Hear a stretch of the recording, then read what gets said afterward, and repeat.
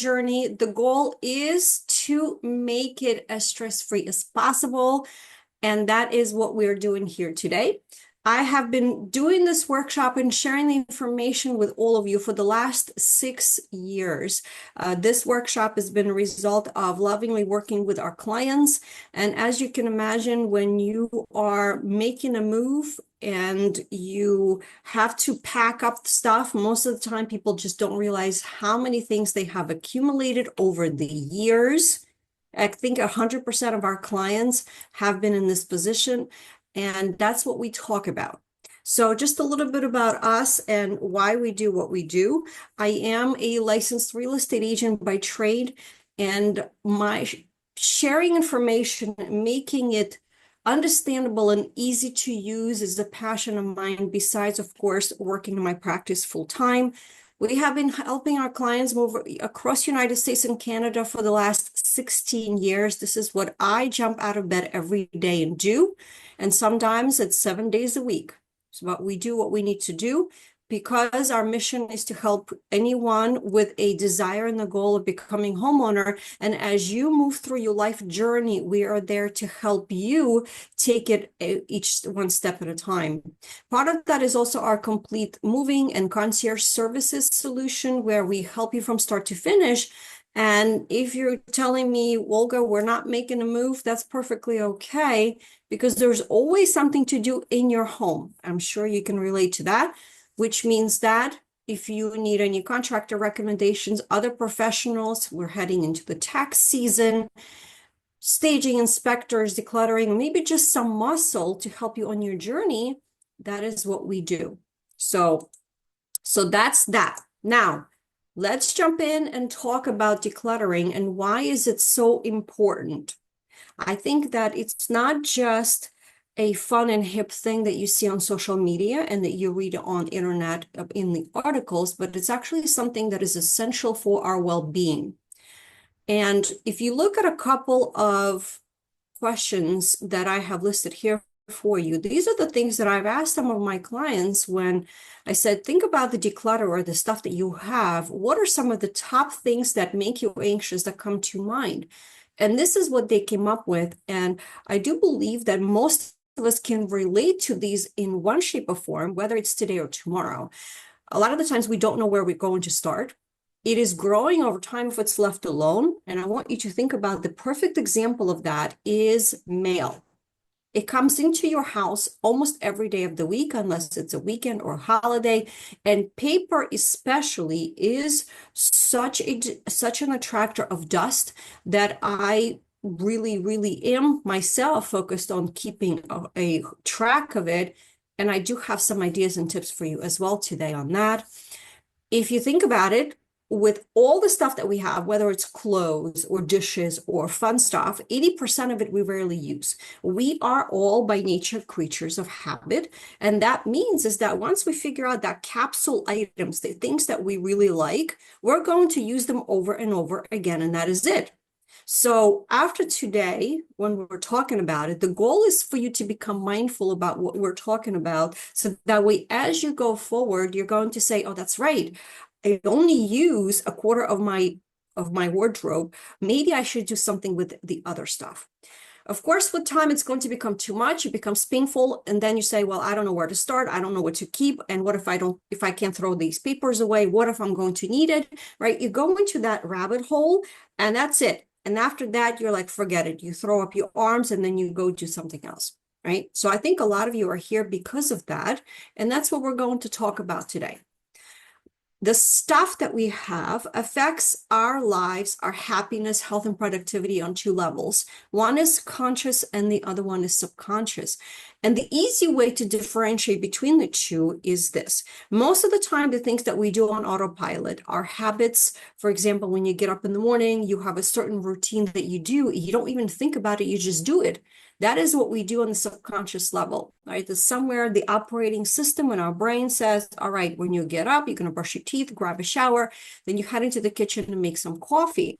But then when you start making coffee, and you all of a sudden peek in your fridge and you realize that you ran out of milk, you literally have to stop on your tracks and say, okay, I now need to make a decision. Am I still having coffee and maybe putting some cream in it? Or am I going to drink it black?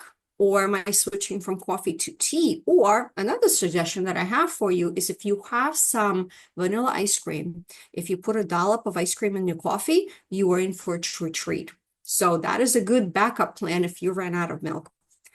So at that point is you have to make a conscious decision that is not in your routine, and that is you thinking consciously about making a decision.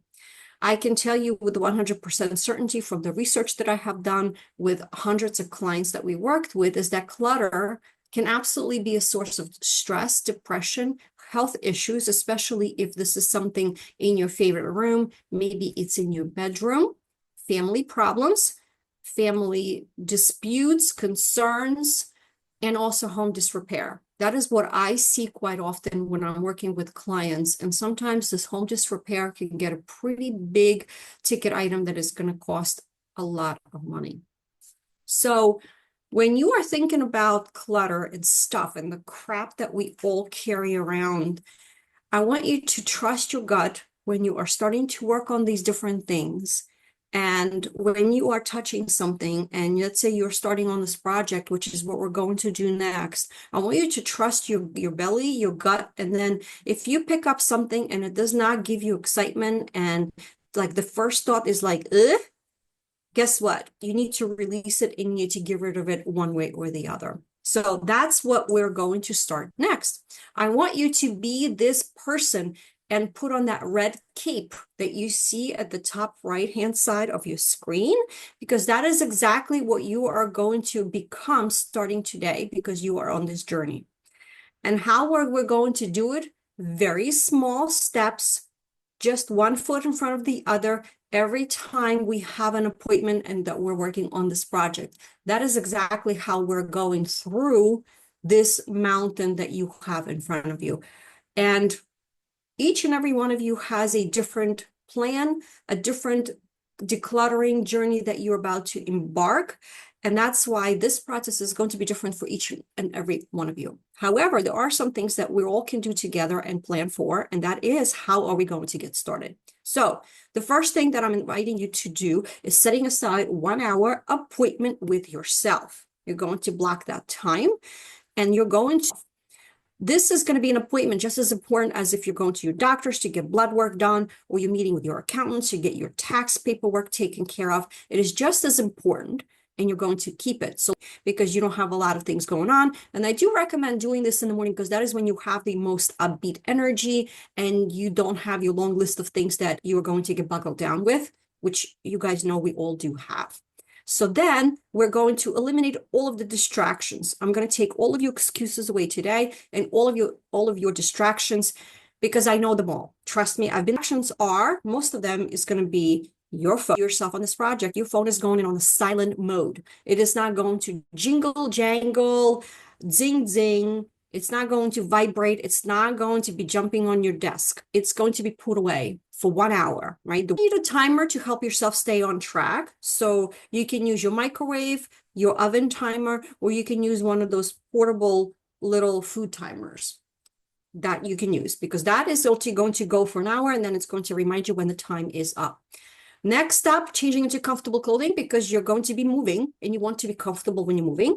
Make sure that you eat before you start and also make sure that you have some water with you as you're working on your project because I think decluttering is a great form of exercise, everybody. And you know, it's the beginning of the year. We're starting fresh. And one of those things is I really should be moving more. I really need to do some like 30 minutes of something every day. And to me, I'm a big believer in trying to do one thing and having more than one benefit to it. And guess what? When you declutter, you move. To me, that's a form of exercise. And there's also great benefits to it because you're actually making progress on your project. So put on some music. Light a candle, open a window, open your blinds, whatever it is that's going to motivate you, just choose that and let's get started. The other thing that a lot of you guys know that I'm a big believer on is having a notebook, a physical notebook with a pen or pencil or highlighter. So that way you can jot down your notes, reminders, plans, where you left off, what are some of the things that maybe you need to do. And writing things down has been proven to help your brain realize that you're making progress, helping your brain kind of like take a deep breath and say, okay, I don't have to remember it anymore because it is now committed to paper. So that's what we're going to do. Now, getting ready for that first appointment, it is not going to be complicated. So don't tell yourself that you need to have all these things. Well, Olga on the workshop said, I need to have all those things. Absolutely not. I am not going to be your excuse. All you really need is some time and four corners in the room. And all of you guys have that. So basic tools, trash can, recycled can. If you have storage bins, great. If you don't, you can use boxes from the grocery store. You can use boxes from the wine store. You can use trash bags, or if you don't have those, let's use our four corners. Each room has it. If you have post-it notes to help you labeling, great. If you don't, that's okay. And then we're going to make four corners designated for different things. One is going to be things that we're keeping. Another one is going to be donating. You're going to have throwaway, sell, and then in the middle, because we have 5 categories here, you can have an area for undecided. Now, no, you cannot put everything in the undecided pile, everybody. That's not going to work. We're going to, at the end of the hour, have something in each corner, including in the middle. That is the goal. So keep some guidelines in mind. If you're not sure where to start with your favorite room. If you spend a lot of your time cooking and you really want to get your kitchen organized, then start there. Okay.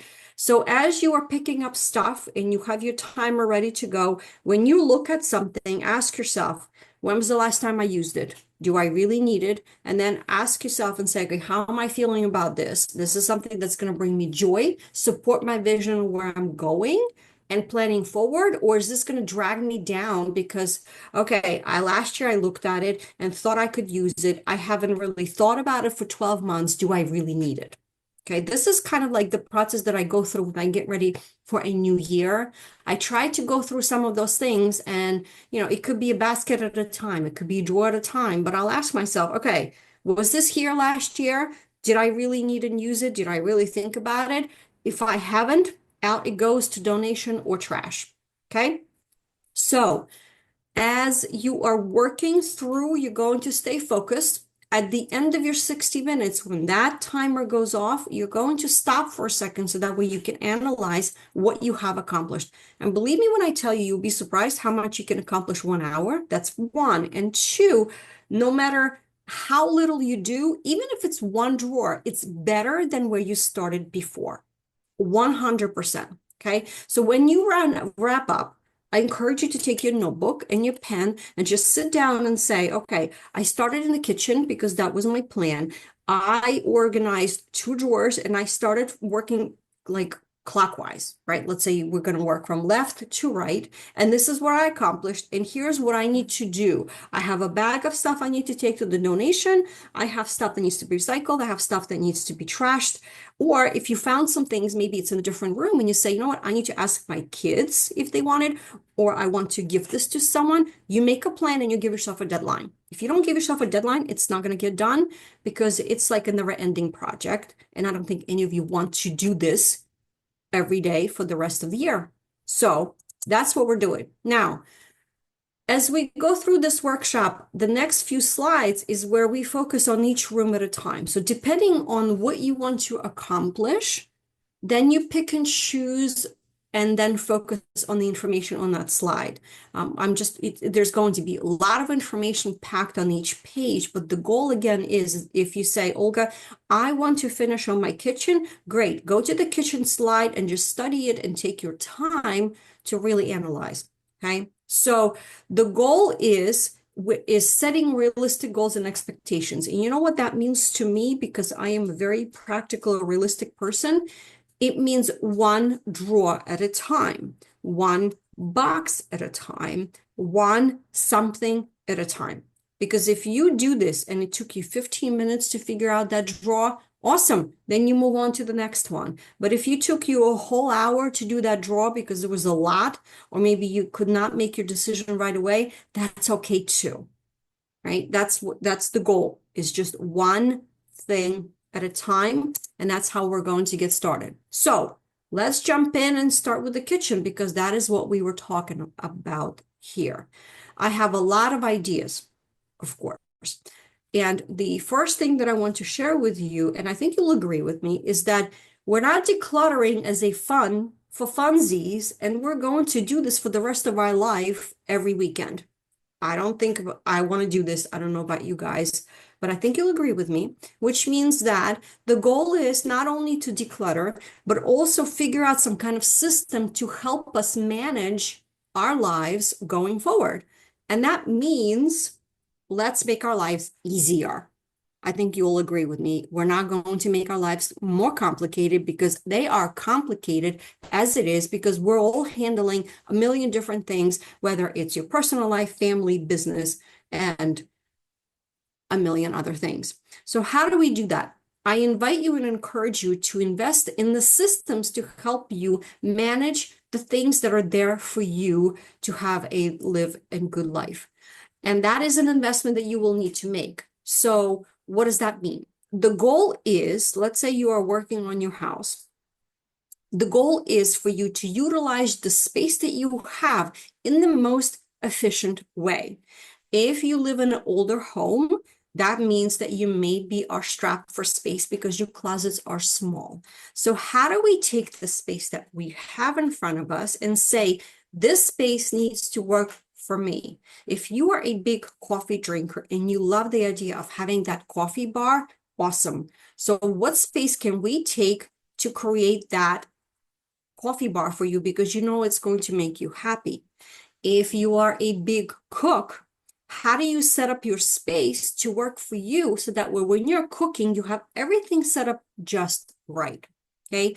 And that's what we're talking about. So I want you to take that message and carry it through every single room of your home and ask yourself, okay, if I'm going to be doing this in the kitchen or in the bathrooms or in the living rooms, what can I do? What system can I invest in to make the space work for me? So, for example, in the kitchen, it could be expandable, stackable organizers. I love those. I have in my own kitchen. It could be door pantry organizers. It could be creating DIY cans out of coffee things. I love repurposing pasta sauce jars. They are glass. You can clean them. They look nice. You can close them, which means everything is in there super tight, and you already paid for it. And really, the best way to store things is not in plastic, right? That is my personal opinion, but in glass or metal. So in the kitchen, what are we doing? Don't forget, you're going to start one drawer, one cabinet at a time. Don't forget about decluttering your refrigerator, because if I were you, I would probably start with the fridge first because we are in our fridge 500 times a day. And sometimes we're just going to open it and then we're just going to close it, right?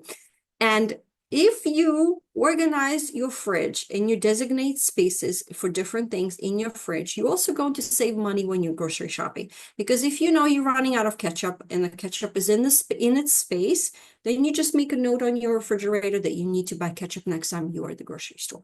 So other things for you to kind of be mindful about is referring to a food storage guide because the food does not last forever. Going through all of your cups and serving utensils, how many of those things you really need, and also going through those things to make sure they're not cracked, chipped, or broken, and reviewing those things that you only use once a year.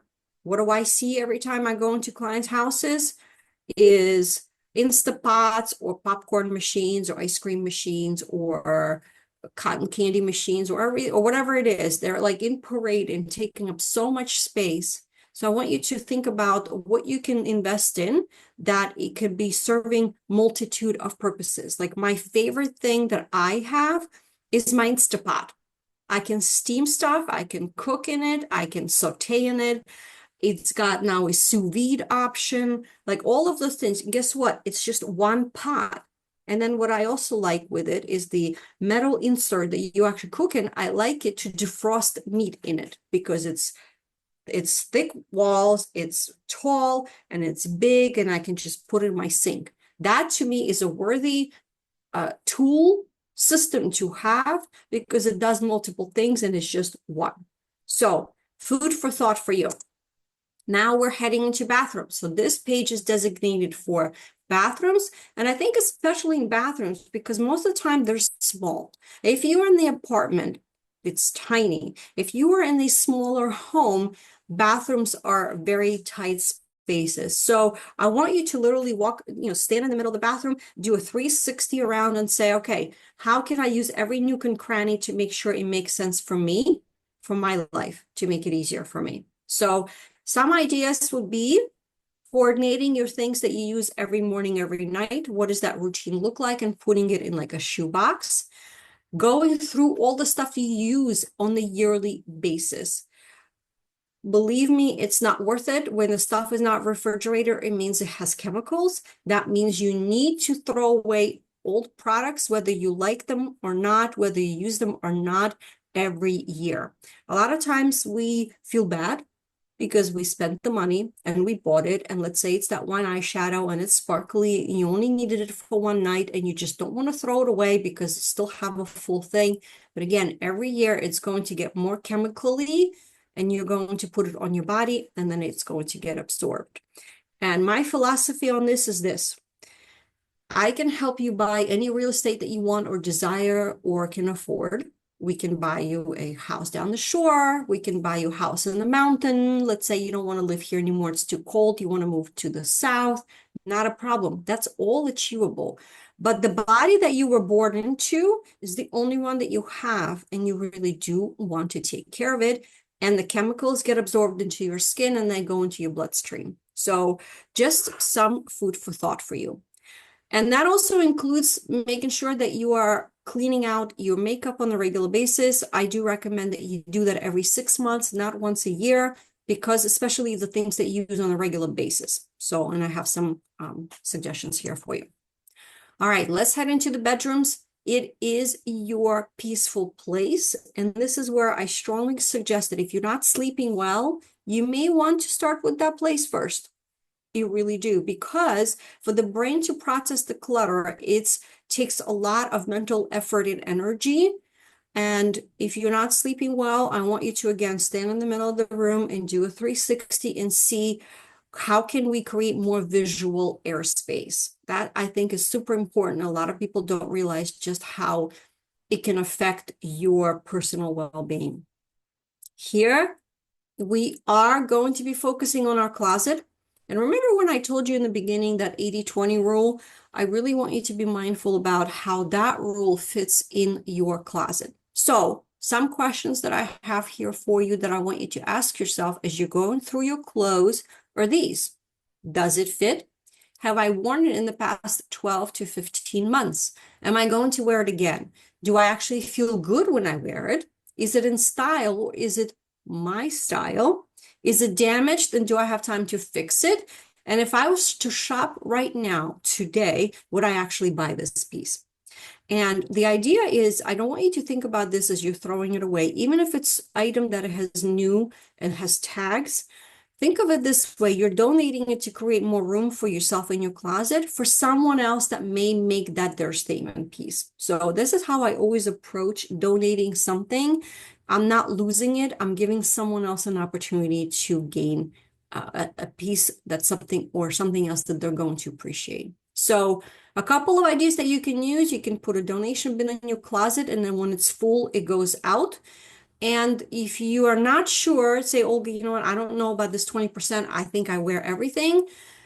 Probably you don't, but if you're not sure, then use the reverse hanger trick. So reverse it and then start from one end and then you work your way. And then by the end of the season, you evaluate and see what happens. Some other ideas for storage that I have here for you that you will see is, using command hooks, using shelves, and making sure that you truly are maximizing every nook and cranny in your closets.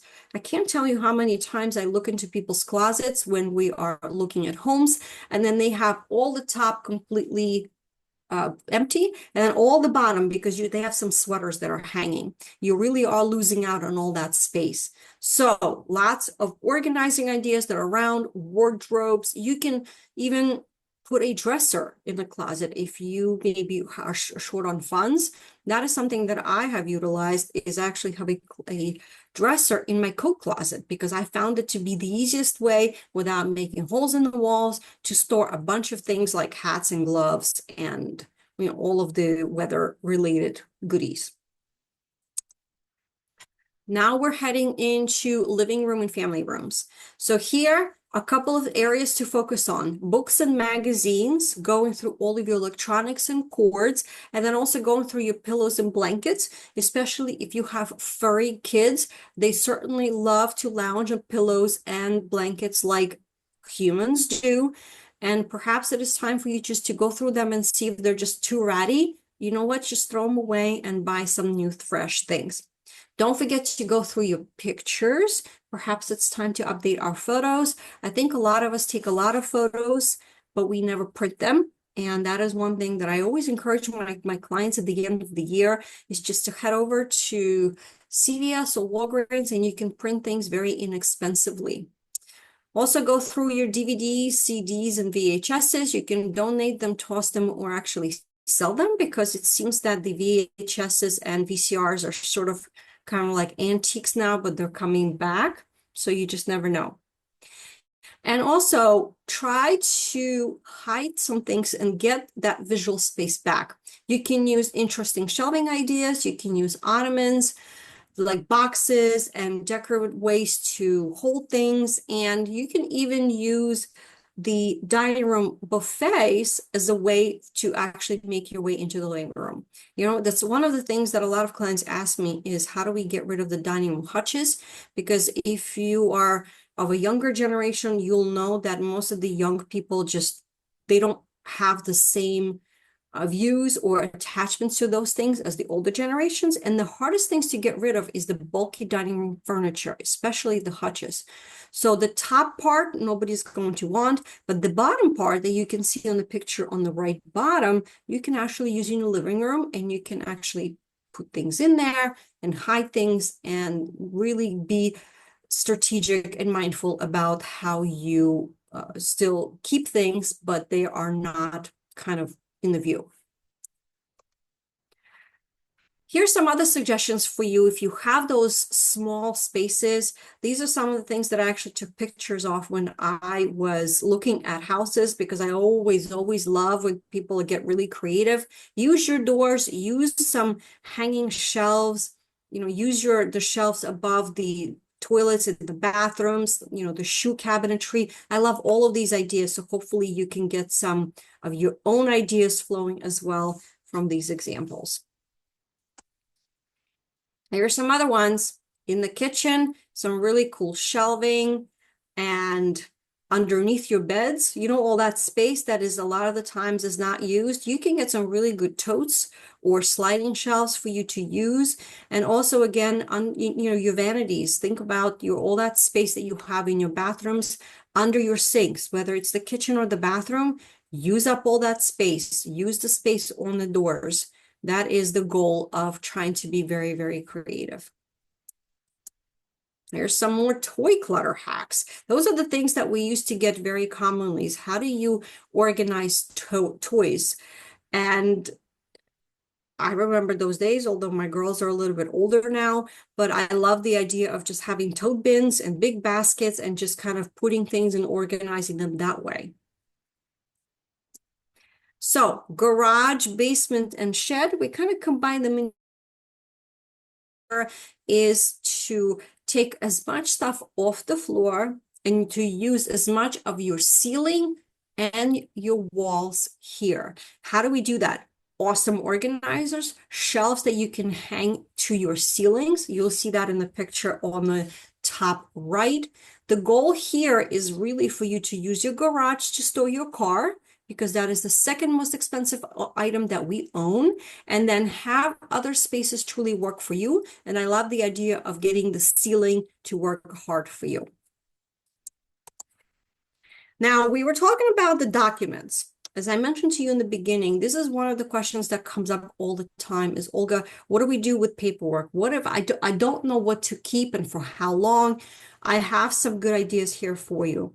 Now, all of you are going to have different ways that you do business, or you have a lot of paperwork coming in, or maybe you don't, but all of you need to come up with a system that works for you. What I can tell you is I'm very strategic about the mail that comes into my house. I am one of those rare people that actually loves getting mail. So send me some mail, whether it's bills or not. I just like the paper. I like the idea of getting something physical and tangible, because a lot of what we have now became so electronic, right? It's all on the computers, and I am still of old school of, like notebooks and regular books and stuff in the mail. So the way I handle it is I really told myself, you have three options, Olga. Option number one is the stuff that needs to be gone through.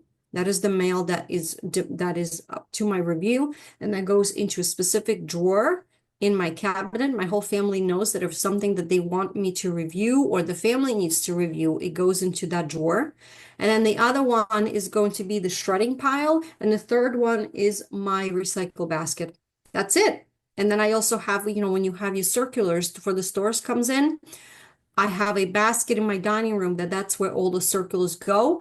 And when the new circulars comes in, the old one comes out and goes straight into the recycle pile. I think the circulars are the ones that people just don't get a hold of, and they're the ones that accumulate forever, because those things are coming in every week with the special sales. So decide what works for you, and also tell yourself you're not going to deviate. You give yourself a framework to work with, and that is what you're going to stick with. Now, this is the page that I suggest that you print. If you don't have a printer, let us know. We're happy to print it and send it to you, because this is your guide on how long I should keep certain papers. And the most important one, please take the time to review it.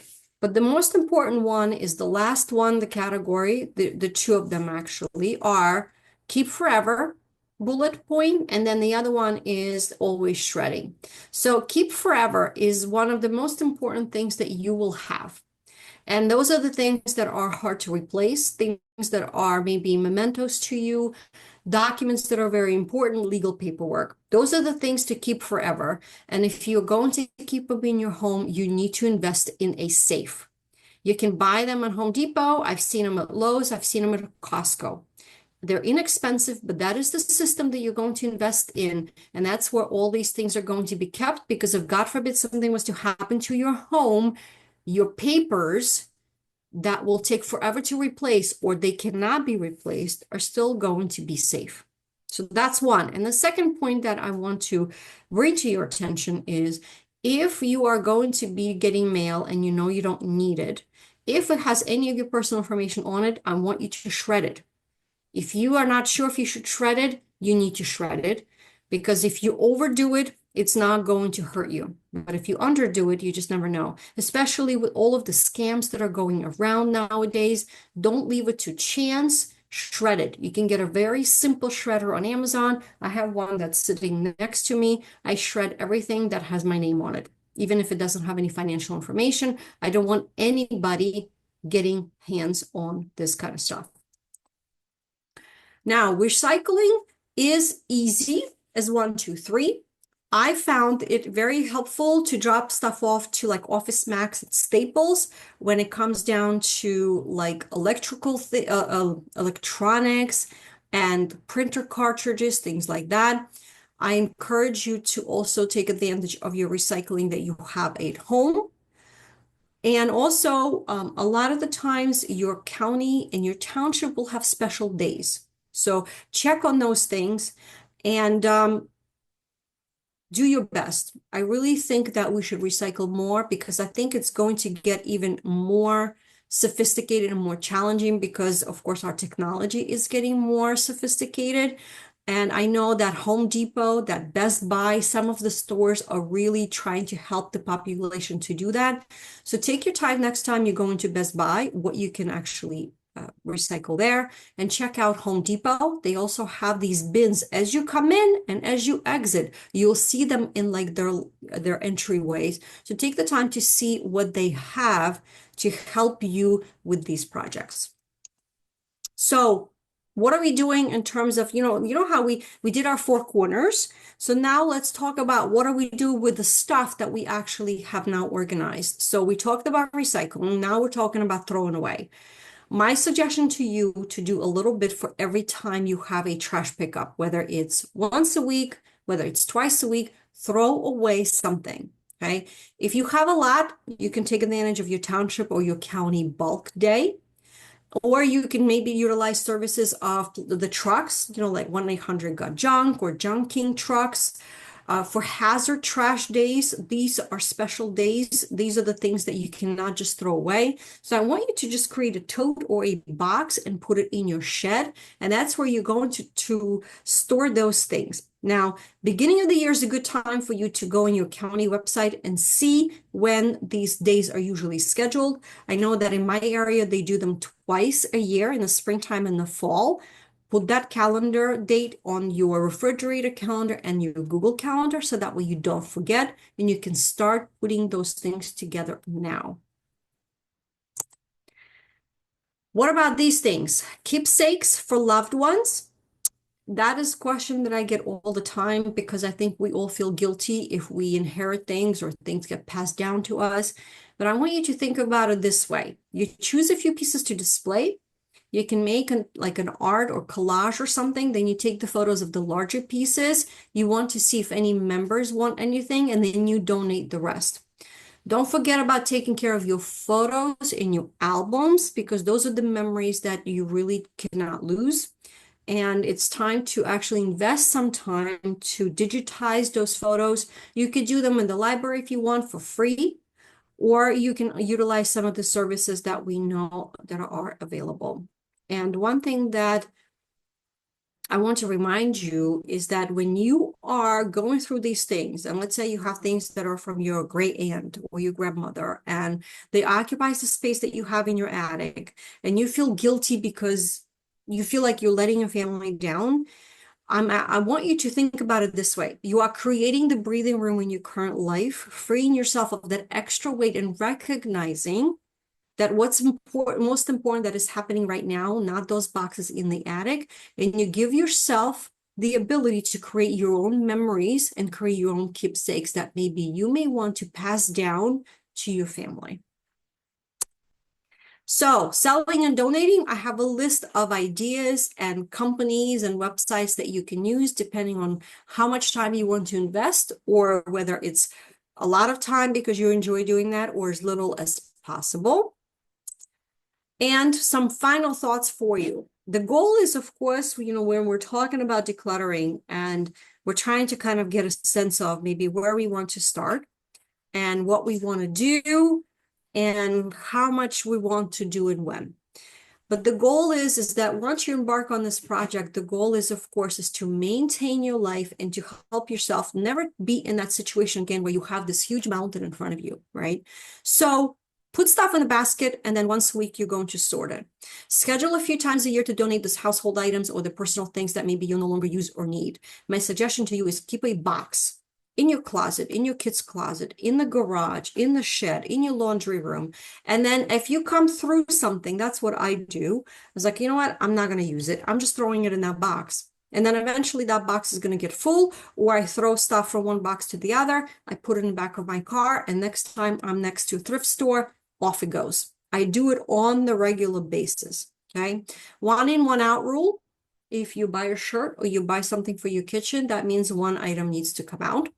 Having a paperwork system, which is what we talked about, whether it's scanning the documents in, taking advantage of the Google Drive that you get free with your Gmail, or maybe having a small filing cabinet. Having regular tidying appointments on a regular basis, I think is also important. Organizing also is relieving mental and emotional stress. I'm a big believer in that. When I get stressed and I start cleaning or organizing, my family knows, as my daughter calls, she's like, Mommy is stress cleaning. Yes, I am. That's what I do. Aesthetics do matter.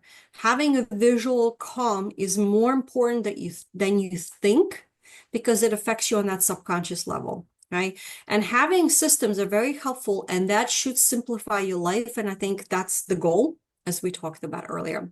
And thoughtful placement transforms space. If you think about that coffee bar that I mentioned earlier to you, visually it's going to appeal to you, it's going to make you happy, and you're going to use it once, twice, or maybe more often in a day. Clutter equals stress. And that's what I want you to kind of take away. Space is everything, and organizing in it is an investment. It's an investment in your physical, emotional well-being. And if you want, you can take advantage of a 30-day declutter challenge. Why decluttering has to be a bother and such a negative connotation to it, I'm not sure. But again, maybe that's how kind of it's perceived on internet. I want you to really change your thinking about it and say, you know what? I want to make it fun. I want to create it as a game. And that's how I embrace it myself. So the ultimate decluttering question I have for you is this. If dog poop got on this item, would I try to wash it off, or would I just throw it away? So that is kind of the question that I want to leave you with, because if you're not going to clean off the poop, then maybe you shouldn't keep it at all. So here's your action plan as we wrap up. Number one, jot down your thoughts. You may want to start with your notebook before you even start your first appointment, because that is when you can just kind of organize your thoughts. Because a lot of the times we have all these thoughts rattling in our head, literally rattling. And sometimes you just need to calmly sit down and say, okay, what is bothering me? Where do I want to start? Why am I doing this? Perhaps you need to ask some people for help. Perhaps you need some muscle to help you get all that crap out of the basement or the attic that you just can't get to, and that's why it's still there. Maybe you need to hire an organizer to help you, keep you on track, help you sort, and maybe help you with the donating and throwing away items, and that's perfectly okay. Or perhaps you are actually on the decluttering journey because you need to make a move, whether you're downsizing, maybe you are heading somewhere else to be close to your family, whatever your reasoning is. Maybe you need to be somewhere, there's a deadline, and you need to kind of reverse engineer and start today because you know it's going to take you some time. I'm also a big believer in purchasing this painter's tape to help you marking and sorting some of the larger items. I like different colors because you can designate them. For example, green is stuff I'm keeping.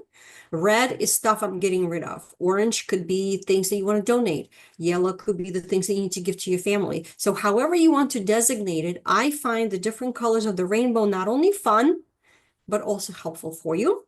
And of course, let's get a date and time set up so that way you can get started. And I invite you to use this workbook that we have for you to help you kind of get motivated and get started. So if you prefer to have a physical notebook, let us know, because we're happy to print it for you. Or otherwise, we're going to email everything to you along with the resources and recommendations. You're going to get everything as an email, as a link either today or tomorrow. So this page here is all of the information, how you can get in touch with me. I answer my own phone. I am a physical person that exists outside of Zoom and workshops. Believe me, you're welcome to get in touch with me if you want to pick my brain on just about anything. And I would love to see you at some of the other workshops that we have. And you can find me and our workshops on this link right here. It's called the one that's live with Olga. And we also have two main YouTube channels. At Home with Olga is where all of the workshops that we record are going to be housed on. So you can go there anytime to rewatch the episodes if you cannot find the email with the link. And Olga St Pierre is a channel all about living and planning well for your retirement. That is one of my passions, is to help seniors and baby boomers transition and have an amazing golden years. And we have a QR code if you want to scan that in for other resources as well.